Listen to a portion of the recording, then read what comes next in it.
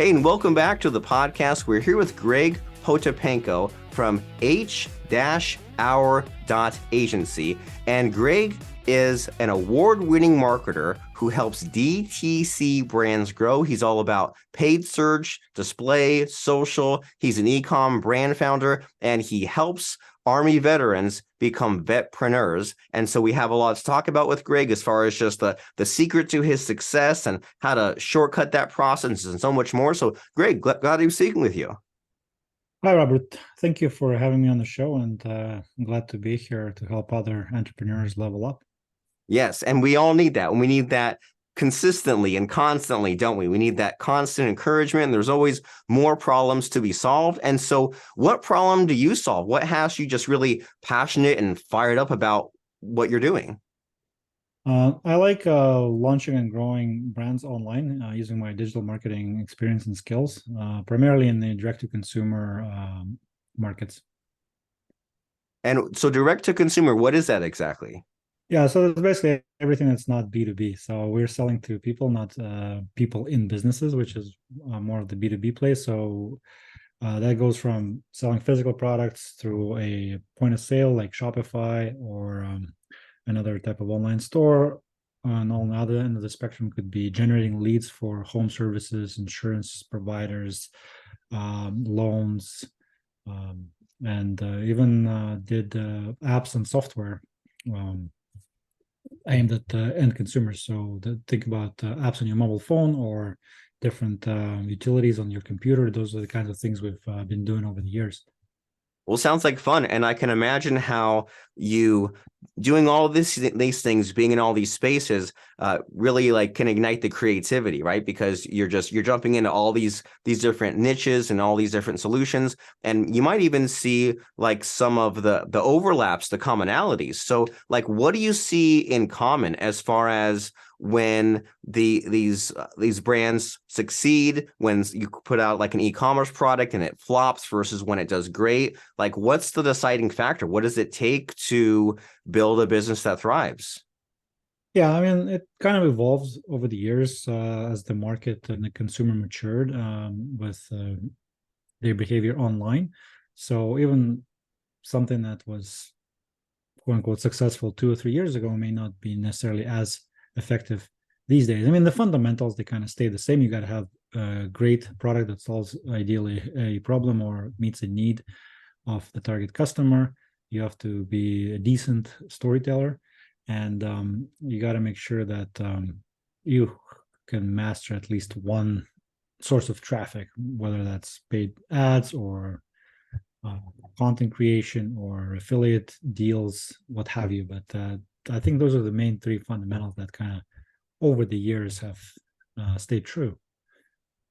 Wonderful. And so speaking of storytelling, you're in all these different spaces. And is there one that jumps out for you, like as far as for storytelling purposes today, for us to understand your unique skill and the problems that you solve? Is there like one particular project that would be a lot of fun to unpack and talk about? Well, there was in terms of having fun, we did have a story about a product that we launched for I guess you could summarize it for people who own guns. So just kind of diving both feet into that market and learning about that market, especially being a Canadian, with the market predominantly being based in the US. As you know, US is really passionate about their firearms. So ended up just kind of drinking from the fire hose and learning everything about the industry, and then doing fun things like going and exhibiting at the biggest firearms trade show in the world called SHOT Show in Las Vegas, and meeting people from different publications that I before was only seeing on bookshelves and bookstores, and now we had like ads and editorial articles in those publications. So that was like the fun part, just kind of like getting the story, the word out about the product into the real world, and actually getting out of the comfort zone online, the Facebook ads and all that, and just getting into the offline world, like actually standing there for 3 or 4 days, shaking hands, showing people in person how the thing works, and then meeting reporters, bloggers, TV personalities, what have you, and getting out in the offline world. That was actually like a really fun journey. It does sound like a lot of fun to go from just like sitting at the computer screen and dealing with like the ads, the landing pages, the images, the copy. But then when you're actually there in person, there it's easy to forget how it's such a huge world out there, right? That there are some people that are like just celebrities within their industry and like household names and like always recognizable. But if you're just outside that niche, if you're not a gun enthusiast, you wouldn't know who any of these people are. But then within it, it's just like they have these huge followings. And you never would have known just because the world is so big and there's so many people and just so many little bubbles out there set up on the internet. And so I can see how that can be a lot of fun and it can be like an outrageous adventure, especially in the gun world, because as you said, we're crazy, right? Like there's all sorts of gun enthusiasm as far as like there's the prepper angle or like the government will take my guns angle or just the it's my right as an American or there's like the I just want to blow stuff up and shoot it. So I can see how it's just like it makes it more than a job, more than a business. It makes it kind of like a passion just to jump in and have a lot of fun in these sort of areas. And so you also mentioned about how important it is to like master one source of traffic. Like you said, like if it's, Facebook ads or content or something like that. And just from hearing that, I can assume that it's because things always change and you have to always like every day kind of be like staying on top of things and monitoring things. But that's just what comes to me. And so why would you say like why is it so important to master like one source of traffic and really get it dialed in versus just kind of being on the surface? Well, I guess I should throw a small caveat in front because I'm mostly dealing with kind of brands and entrepreneurs that are more in the starting out phase or like going from like 0 to 1, 1 to 2 phase, not necessarily like, blitz scaling to the moon. So while you're still fairly small, it's very easy to spread yourself too thin and kind of lose focus. And, we entrepreneurs are guilty of it all the time with the shiny object syndrome. So you hear people, oh, you have to be omnipresent. You have to be this, you have to be that. Even in my story, you can hear that we were at this trade show and we're doing magazines and TV. To be completely frank, 90% of the sales for that product came from one channel, Facebook ads going to one point of sale, Shopify store, and everything else was just kind of, elevating and amplifying and kind of, the ripple effect of things. But at the end of the day, it was predominantly from my team's ability to create those advertisements, place them on Facebook, optimize the campaigns, and optimize the sales funnel on the Shopify store, really to kind of do the bulk of the heavy lifting. And especially when you're starting out, I think mastering one channel is going to get you going and allow you to get, earn the capital that's required to reinvest, and then you can hire, creators, agencies, or team members that can help you scale to other sources of traffic, right? So that's kind of my philosophy from just observing and dealing with the different campaigns, brands, or clients. That makes a lot of sense to have that focus and we might not always see that from the outside looking in, right? Because you see someone, like you said, they're omnipresent, they're on all these channels, and then we don't know that this particular company, they're making all their money from these ads on Facebook going to this particular offer, and the rest is all just kind of like there and experimenting, and it's kind of like second tier versus what is actually making money. And so you're saying that the reason for that is because if you're just starting out and you're the only employee or that you only have a few employees, if you try to make all the advertising work, it just wouldn't because you're running out of time in the day. So better to focus on just one channel and really get that dialed in. So speaking of growing and scaling a business, how's your business doing? Like as far as like the growth of it and like the struggles, the challenges, can you tell us about as you are advancing your company and getting bigger? Like, so like what's going on with you? Have you had any like problems or ahas you feel like sharing? Oh, lots of problems. I mean, the trajectory was mostly upward since we started like, over 10 years ago. I was building and growing slowly. Then we had like a couple of years of rapid growth and a few years when we didn't make any money. And the last couple of years specifically was pretty tough, to be honest, with everything that's going on, the recession, the changes in tracking algorithms, and consumer behavior shifting and whatnot. So, kind of was able to grow the agency to, 7 figures run rate per year from, the early days when I was just, in a Starbucks on my laptop and, making a few grand a month to, actually running like a $500,000 a month budgets and more. And same thing with e-commerce. We were able to scale initially from like zero to, a couple of million a year in just like under 2 years. And that all kind of came to its peak a couple of years ago, like just after, COVID. And the last couple of years actually have been tough. We had to let go of a few team members. We had to close a couple of econ brands down. Last week I just sent a whole shipment of leftover stock to charity because we just wasn't moving for months. So yeah, there's periods of growth and there's periods of, I guess, learning.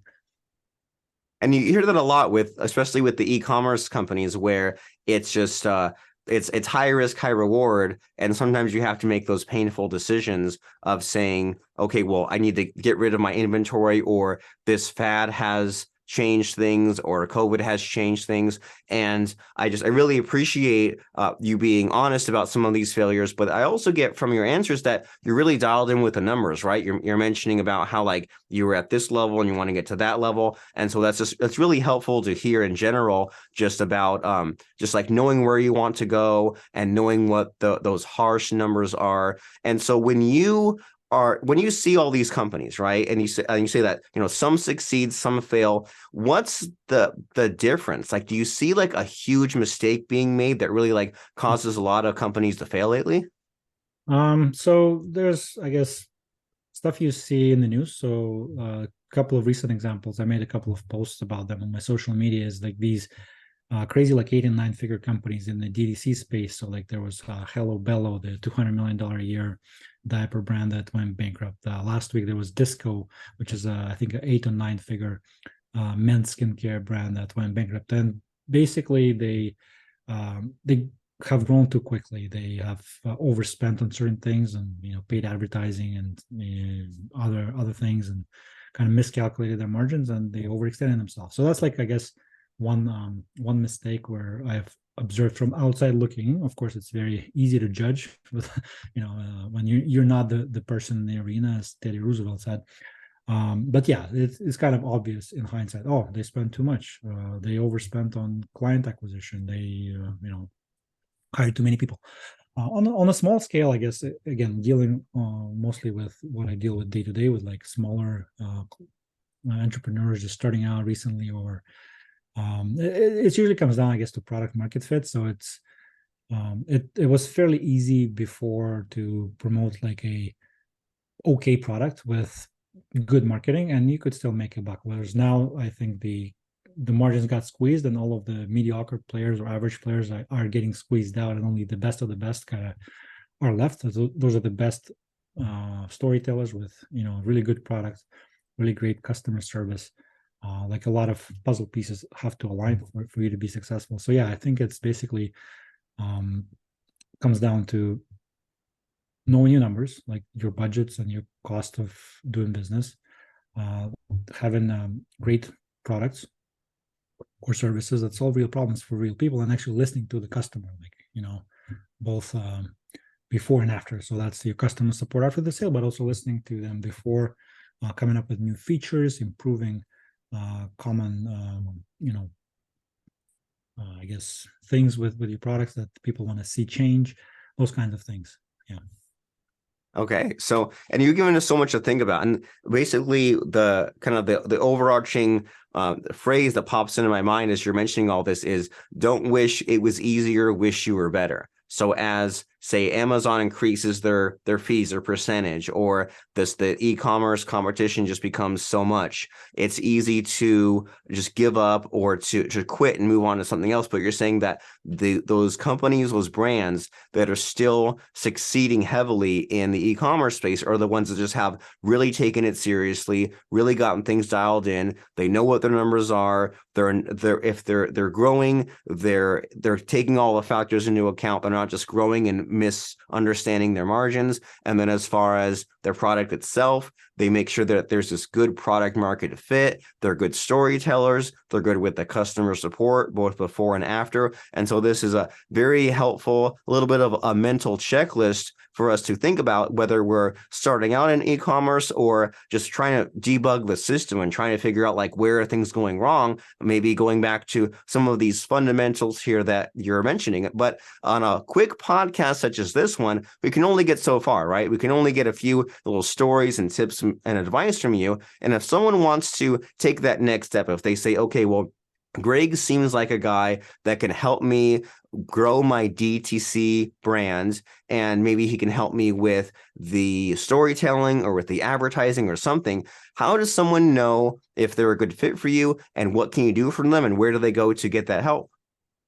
Yeah, so if they're like ready to go, like you said, oh, I need help right now. Of course, the website that you mentioned in the beginning, the agency website is h-our.agency, is where you can get a complimentary strategy session with me, and that will determine whether we're a good fit to work together, or at least I'll point you in the right direction.